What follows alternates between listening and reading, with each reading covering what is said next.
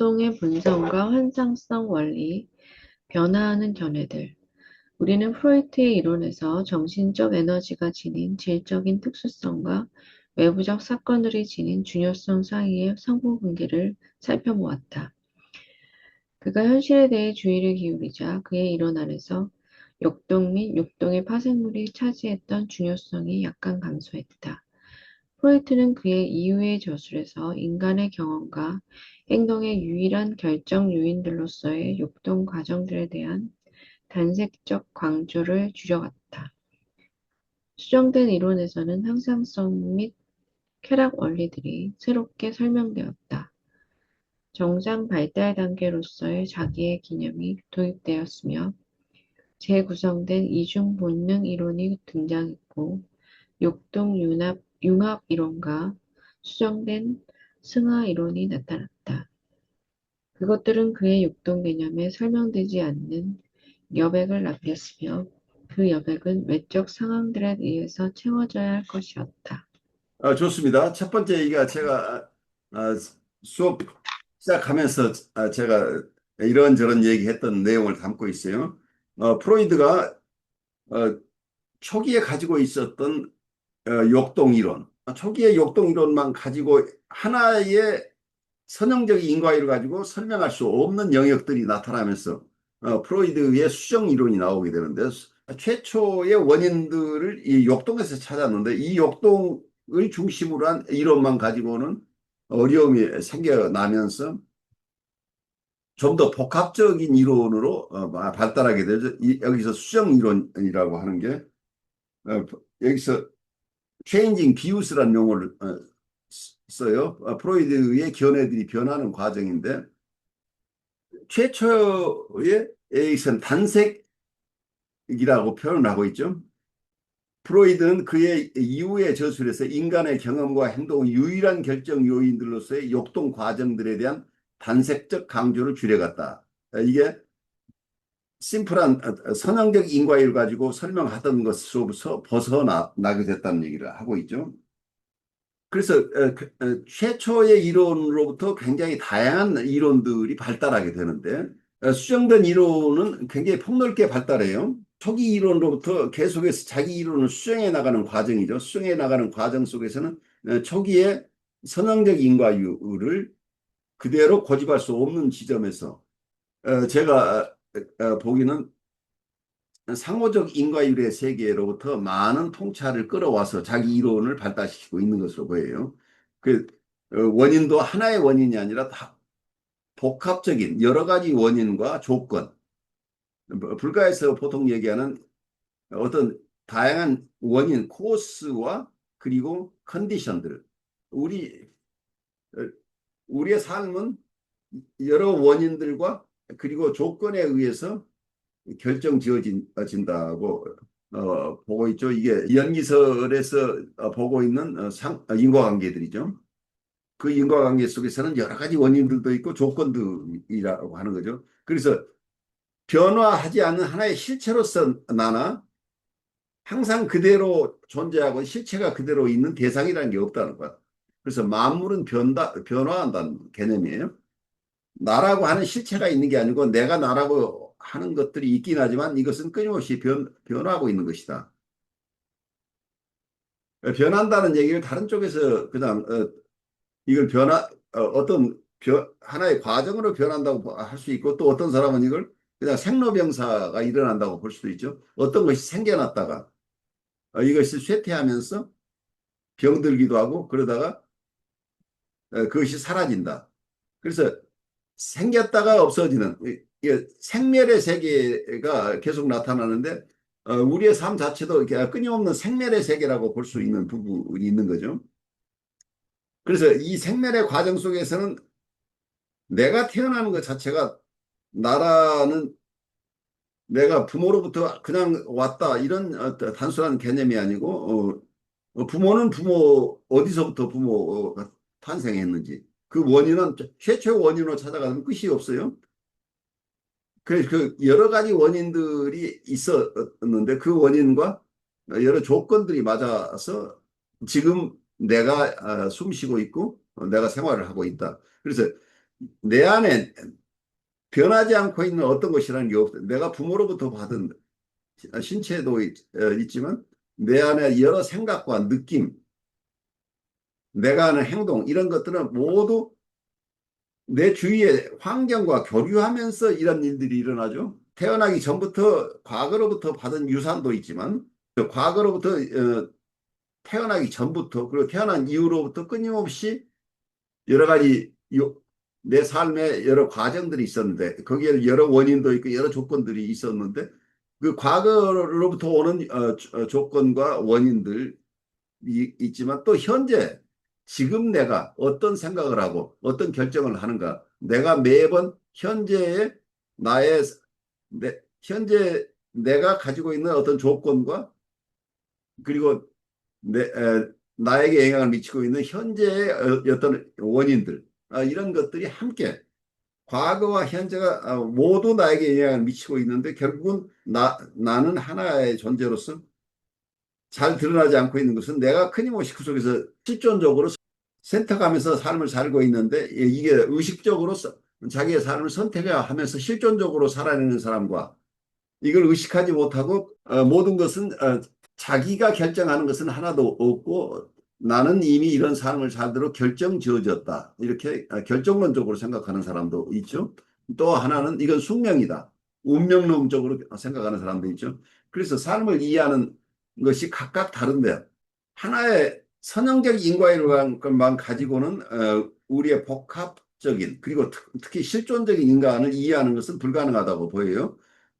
그래서 프로이드의 이론이 자기 최초의 이론 한 가지 색깔로 선명하게 유지하는 것이 불가능해지는 지점에 이르게 되는 것이죠. 극단적인 이론들은 선명하죠. 굉장히 선명하게 드러나는데 극단적인 이론들은 선명하지만 설명할 수 있는 영역이 굉장히 좁아요. 그래서 불가의 세계는 있다고 하는 것도 틀렸고 없다고 하는 것도 틀렸다. 그래서 중도를 주장하는 이유가 극단적인 이론 가지고는 실제 현실을 담아낼 수 없다고 보는 견해죠. 그래서 어떤 진리는 그 극단적인 것을 벗어나는 곳에 있다라고 이제 이해를 하는데 동양 분들은 대부분의 경우에 프로이드가 자기의 새로운 이론을 만드는 과정을 여기서 보면 재밌죠. 수정된 이론에서는 항상성과 쾌락 원리를 새롭게 설명한다. 항상성이라는 말은 컨스턴시 프린시플이라고 그러죠. 컨스턴시 프린시플 그리고 또 하나 쾌락 플레서 프린시플이라고 하는 거. 플레서 프린시플을 어떻게 설명하느냐? 무엇을 컨스턴시 시어리라고 할 것이냐? 또는 여기서 플레서 프린시플이라고 할 때 무엇을 플레서라고 할 것인가 하는 그 이론의 내용을 결정하는 것은 최초의 설명과 그 이후의 설명이 크게 다를 수 있죠. 그래서 그 이름은 그대로 가지고 있을지 모르지만 그 이론의 내용 자체에 수정이 가해질 수 있다고 하는 것을 우리가 이해하면 좋겠어요. 그래서 가장 프로이드의 어떤 면에서 가장 중요한 이론 중에 하나인 항상성 이론과 쾌락 원리가 새롭게 설명되었다는 부분과 그리고 정상 발달 단계로서 자기의 개념이 도입되었다고 하는 나르시시즘이라고 하는 자기의 개념이라는 것이 새롭게 들어오죠. 자기를 사랑한다고 하는 개념이 들어오는데 그럼 자기라고 하는 것을 우리가 어떻게 이해할 것이냐. 나르시시즘이라고 하는데 이제 프라이머리 나르시시즘이라는 개념을 가져와요. 그러니까 원초적 자기라고 하는 건 우리는 대상을 사랑하는 이러한 대상 사랑의 역동 혹은 대상 사랑의 에너지를 가지기 이전에 자기 사랑의 에너지를 우리는 이 사랑의 에너지는 자기 안에 머물러 있다가 대상으로 옮겨간다 이런 개념인데 그래서 자기애라는 개념이 들어왔는데 그 자기애라는 개념을 가져오면서 여기에 이론에 또 어려움이 봉착해요. 그럼 자기라는 건 언제부터 자기냐? 프로이드 이론에 의해서 우리가 태어날 때 바로 우리는 자기를 프로이드가 생각하는 이고가 있었느냐? 프로이드가 생각할 때 처음에는 이고가 없다고 생각해요. 우리는 본능만 가지고 태어났다고 보죠. 이디의 세계만 가지고 태어났다고 보는 거죠. 그 이드로부터 나중에 현실과 접촉하면서 이고가 생겨난다고 하는 이런 이고는 처음부터 타고난 게 아니고 이로부터 발달한다는 개념을 프로이드가 세웠기 때문에 그러면 초기에 역동 에너지들 그러니까 여기서 리비도라고 한다면 리비디널 커텍시스라고 표현도 하고 그 리비도는 사랑이라고 한다면 이 사랑의 에너지가 있는데 이 역동 이 에너지 자체는 그럼 처음에는 무엇을 사랑할 것인가? 우리는 리비도를 가지고 태어났으면 리비도 자체가 만약에 이게 섹슈얼 에너지라고 본다면 섹슈얼 드라이브로부터 오는 것이라고 한다면 섹슈얼 드라이브 자체는 이미 ED의 세계속에 타고났어요. 그럼 섹슈얼 드라이브는 욕동은 대상이 필요한데 아브젝트가 뭐냐는 어려움이 생겨요. 욕동은 무언가를 사랑하는 거지 그 자체가 사랑하는 대상이 필요한데 그 사랑하는 대상이 처음에는 외부 대상이 없는 상태죠. 아직은 아이가 태어났을 때는 아이는 처음에는 자기 신체밖에 없다고 보는 거죠. 자기 바디를 사랑하는 자아라고 할 수 자아가 성립하기 이전은 자기 몸을 사랑하는 이런 상태죠. 그래서 자기의 상태 이전에 자기의 몸을 사랑하는 이런 단계가 먼저 필요하다는 게.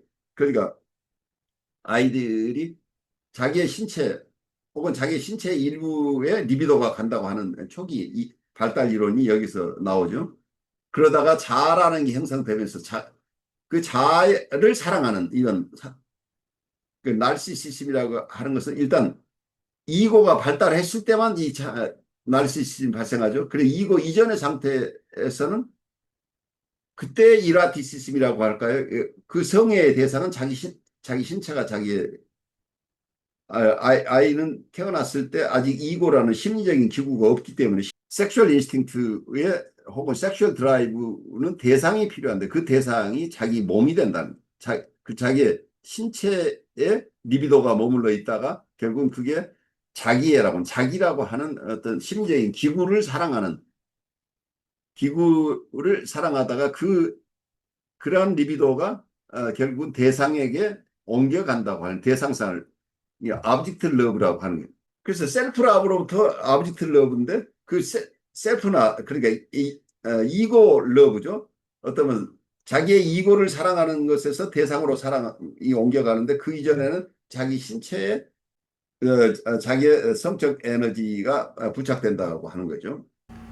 이러한 성애를 자기성애 혹은 자가성애, 오토이라티시즘이라고 부르지요. 자기의 개념이라는 게 도입된다. 그러니까 대상사랑의 개념과 나르시시즘의 개념이 여기서 분명하게 드러나는 거죠. 그래서 이 나르시시즘이라는 게 정상적인 발달 과정의 일부로 보는 거예요. 그래서 나르시시즘 자체를 패살라지컬 나르시시즘뿐만이 아니고 누구나가 정상적으로 성숙하는 사람들도 나르시시즘 단계가 필요하다. 그런 과정을 거치는데 이러한 건강한 나르시시즘이라는 개념이 프로이드로부터 이미 나온 거예요. 이걸 조금 더 선명하게 이론화한 게 코웃의 자기의 이론이죠. 코웃의 자기심리학에서 그 나르시시즘은 병리적인 나르시시즘뿐만이 아니고 건강한 나르시시즘에 대한 통찰을 코웃이 굉장히 강조하죠. 그리고 또 여기서 프로이드가 중요하게 생각했던 것은 듀얼 인스팅트 티어리 자체가 굉장히 복합적인 과정을 거쳐서 이해가 돼요. 듀얼 인스팅트 티어리가 초기에는 어, 프로이드가 어떤 본능 이론 혹은 역동 이론을 세우면서 항상 여기 이분법적으로 두 가지를 가지고 항상 얘기를 해요. 처음에는 섹슈얼 인스팅트와 셀프 프리저버티브 인스팅트라고 자기 보존 본능과 성적 본능이라는 개념을 가져와요. 그 나중에 또 이고 인스팅트와 아브젝트 인스팅트라는 용어도 가져오고 그러다가 나중에는 섹슈얼 인스팅트와 디스트럭티브 인스팅트 후기에 가면 라이프 인스팅트, 데스 인스팅트 항상 대비되는 두 개의 어떤 역동을 가지고 이렇게 설명을 하는데 끊임없이 이 역동 이론이 변모하고 있다는 것을 여러분이 주의 깊게 볼 필요가 있어요. 그래서 프로이드 이론이 하나에 고착된 게 아니고 끊임없이 변모해 가고 있는 모습이에요. 그래서 이분의 듀얼리스트 이중 본능 이론이라고 하는 것도 어느 시기의 것이냐를 우리가 잘 이해할 필요가 있죠. 그 다음에는 his use of the idea of drive fusion. drive fusion이라고 하는 게 여기서 만약에 성적 본능과 공격적 본능을 이게 두 가지의 본능 어떤 본능 혹은 역동이라고 이렇게 구별을 했는데 이게 다 극단적인 거죠. 그 이분법이라는 거죠. 대상과 융합하고자 하는 에너지와 대상을 파괴하고 자기 혼자 살고자 하는 에너지가 있다고 한다면 이 양극단의 개념들 드라이브를 하는 섹슈얼 인스팅트 성적 욕동과 공격 파괴적인 욕동을 별개의 두 개의 욕동으로 보는 것 자체가 이분법이죠. 어쩌면 하나의 에너지의 두 가지 측면이라고 볼 수 있다는 얘기예요. 그리고 우리의 심리적인 에너지가 두 가지 측면인데 하나는 성적 욕동이라는 측면과 또 하나는 공격적인 욕동이라고 하는 것인데 이것은 어떤 면에서는 양과 음이라고 하는 개념하고 같죠. 이분법으로 놓았을 때 어떤 사물과 사물의 그림자는 같이 갈 수밖에 없는데 이걸 둘로 나누어서 생각하라는데 이걸 어느 하나만을 취할 수 없는 거죠. 그래서 이분법이라고 하는 게 항상 여러분 동서남북에서 동쪽을 없애면 서쪽도 없어요. 북쪽이 없는데 남쪽만 있을 수 없다는 얘기예요. 이런 우리의 인식론적인 한계들이 있는데 여기서 역동을 성적 욕동과 공격적 욕동을 따로따로 분리해서 이론화하다 보면 한쪽은 세상을 파괴하는 쪽이고 한쪽은 세상과 함께 가는 쪽을 그러니까 라이프 인스팅트 생명을 향해 가는 욕동과 생명을 파괴하는 욕동 이런 것들 이분법으로 보게 되면 이 두 가지가 정난하게 어느 한쪽만 있는 게 아니라 어느 인격체 안에서도 이 두 가지 역동 두 가지로 우리가 보고 있는 이 둘로 나눠서 보고 있는 이 역동이 결국은 서로 합쳐져 있는 것이다. 퓨전 이론이 나오는데 융합되어 있다는 얘기예요.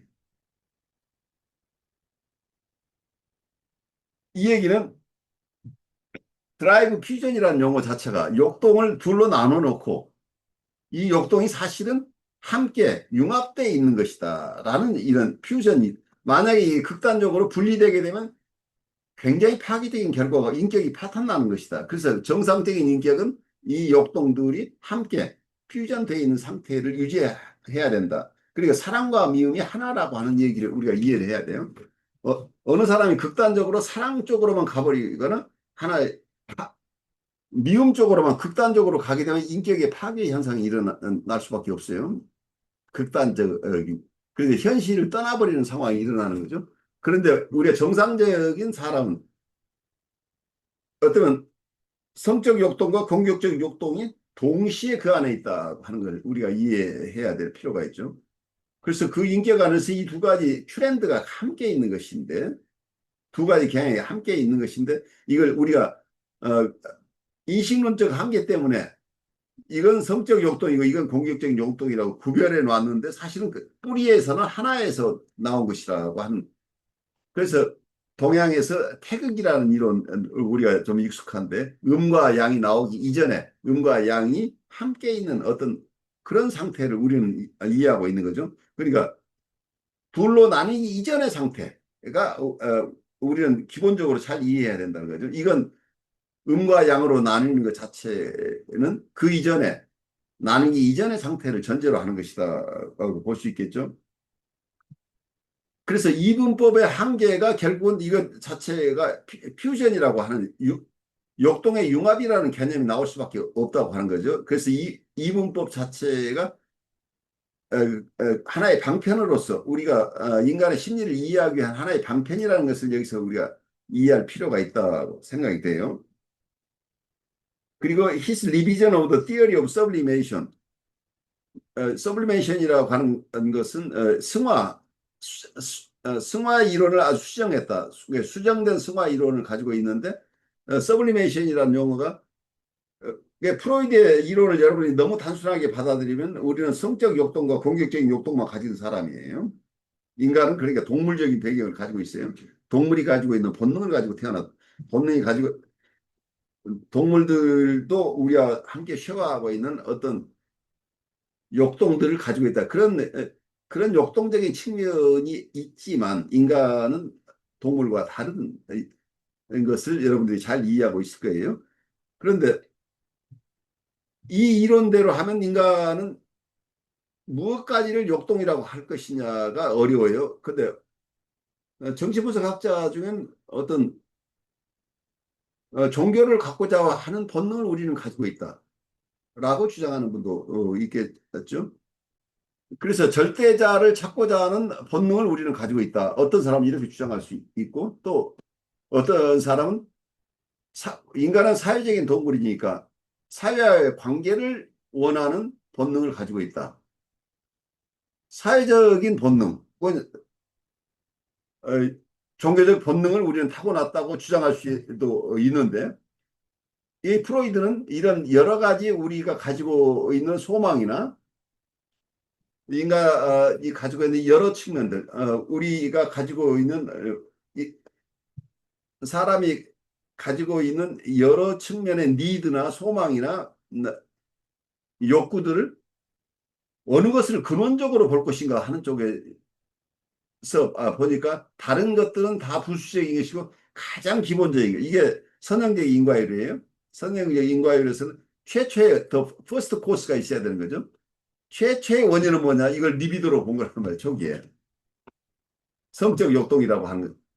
그래서 지나치게 성적 욕동을 기본으로 보니까 나중엔 이걸 하나가 아니라 둘로 해서 성적 욕동과 공격적 욕동이라고 봤는데 그러면 여기서 발달돼 나와서 이 역동으로부터 우리의 정신의 여러 현상들이 일어나죠. 정신적인 활동과 또 실제적인 활동이 이어지는데 그럼 여러분들이 예술 활동을 한다 아니면 종교 활동을 한다고 할 때 그 근원은 어디에 있을 것이냐 할 때 원래는 이게 성적 역동이 그 에너지인데 우리 정신기구를 움직이려면 에너지가 있어야 되는데 그 에너지 소스가 어디냐 이게 어디 발전소에서 왔는데 그 발전소는 성적 역동 발전소라는 얘기야.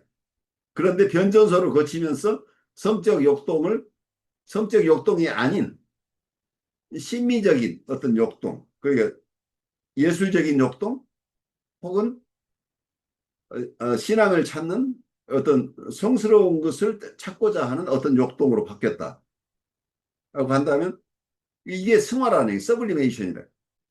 그 개체가 현실 적응적으로 잘 살아가도록 그러니까 사회적으로 가치 있고 이 개체에도 도움이 되고 사회적으로 용납되는 그런 모습의 에너지로 변모하는 것을 이거 서브리메이션 승화라고 한다는 얘기예요.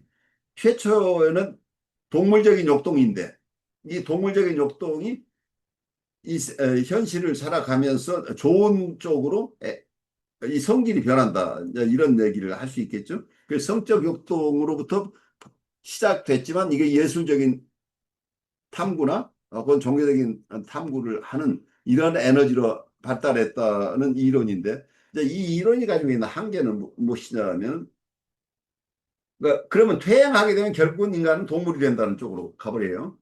그게 어떤 우리의 비극이기도 하죠. 잘 여기 승화라는 개념을 쓰고 있는데 된 것처럼 돼 있는데 그 승화된 그 에너지들이 어느 순간에 삶의 어려움 속에서 그 승화됐던 에너지들이 다시 원래의 에너지로 변모해버리는 상황. 이게 퇴화한다고 하는 것. 리그레션이 일어나면 퇴화가 일어났을 때 이분의 순수한 열정들, 예술적인 욕동이 어느 순간에 성적 욕동으로 변모해버릴 수 있다는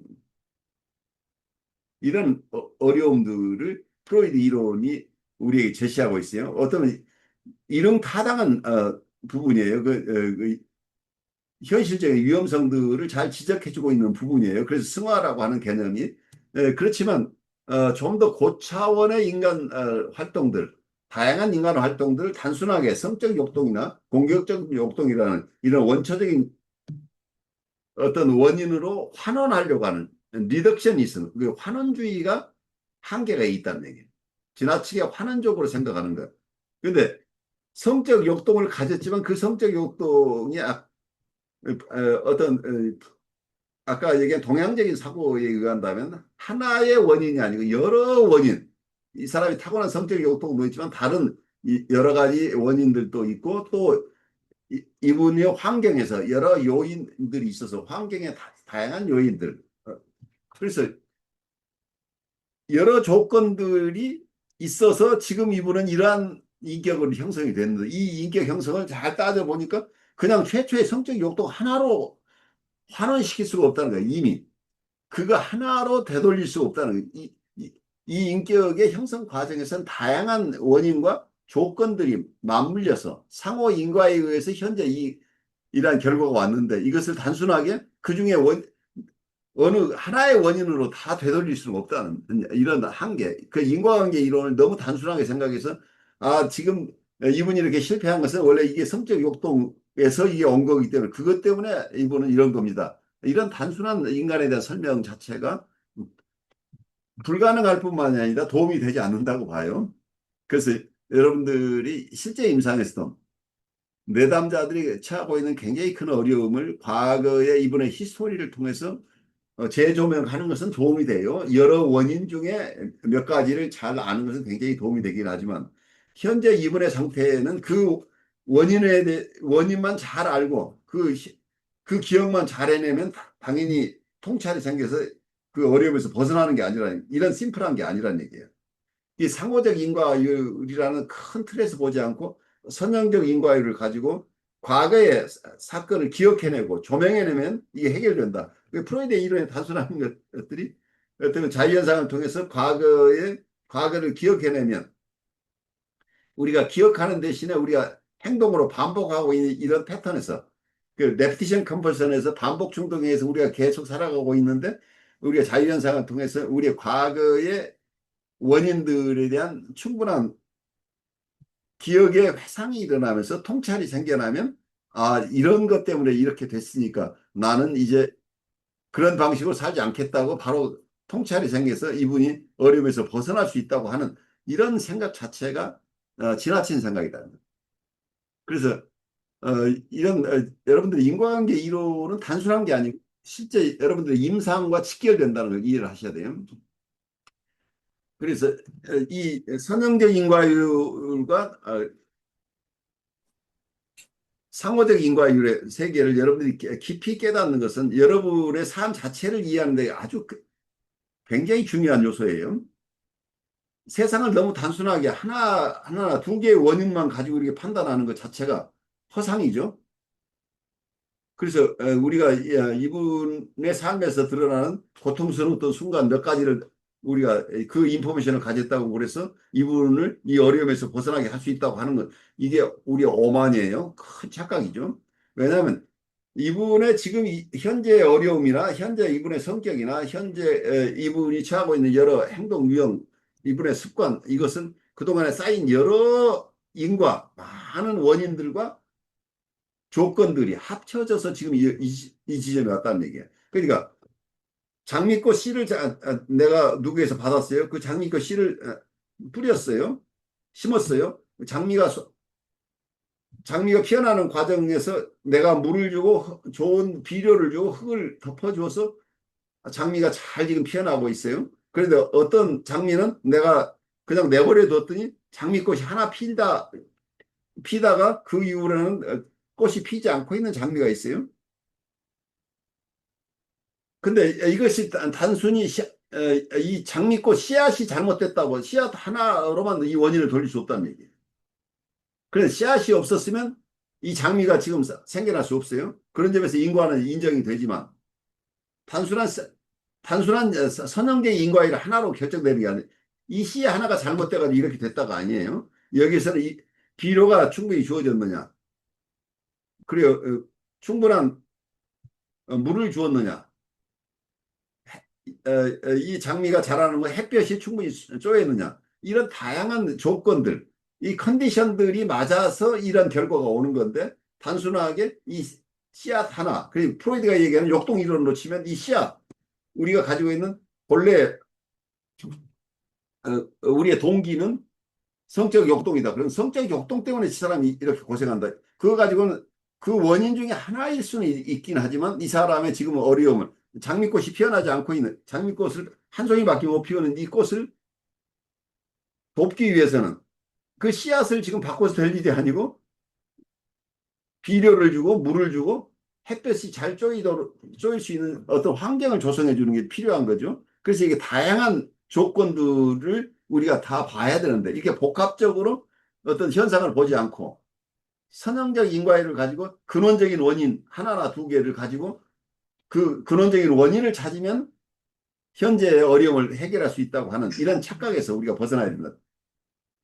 그래서 여기서 승화 이론이라고 하는 것도 이런 여러 가지 이론들이 프로이드가 최초로 생각했던 선형적 인과율만 가지고 설명할 수 없는 이런 현상들을 마주치면서 프로이드가 다양한 이론을 만들어내는데 그 다양한 이론은 제가 봐서는 이분은 다양한 이론이 발달 그 배경에는 결국은 선형적 인과율을 벗어나서 상호적 인과율의 영역을 이분이 그 이론을 잘 이해한 것은 아니지만 그런 개념을 받아들여서 인과관계를 단순하게 한두 가지 원인으로부터 결과가 온다는 이런 개념, 결과와 원인은 상호 관계가 없다는 이런 선형적 인과율이 아니라 좀 더 환경과 역동들을 어떻게 조화할 것인가, 이 어느 하나라고 설명할 수 없는 구체적인 상황 속에서는 이 여러 다양한 조건들과 이 원인들이 함께 얽힌다고 하는 현실을 조금 더 직시하면서 이론들을 풍요롭게 만들어갔다고 하는